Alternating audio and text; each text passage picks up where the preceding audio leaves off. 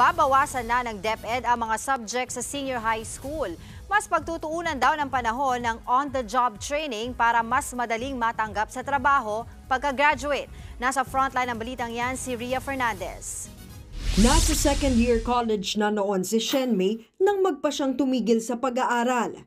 Buti na lang daw, swak ang mga natutunan niya sa senior high school. Kaya nakapagtrabaho pa rin siya bilang accounting staff ng isang construction firm hanggang naging marketing head siya ng isang veterinary at medical clinic sa Las Piñas. May flower business pa siya online at nakapupunta sa kanyang mga dream destination. Pero ayon kay Shenmei, hindi lahat ng kasabayan niya sa senior high school pinalad na magkaroon ng maayos na trabaho. Malaking bagay po yung pinasukan namin ng immersion unlike sa other senior high school.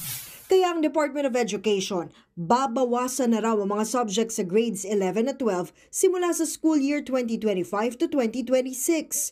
Ayon kay Education Secretary Sunny Angara, ang mababawas na panahon sa mga aralin ay itutuon sa mga on-the-job training at work immersion. Bagay na kailangan din ng iba't ibang industriya.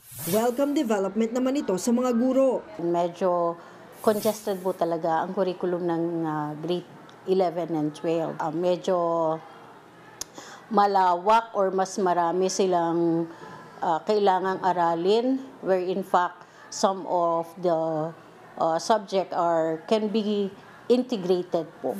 Nakikipagtulungan na raw ang Employers Confederation of the Philippines sa DepEd para maisakatuparan ito. Sana yung mga learning for literacy sa work literacy.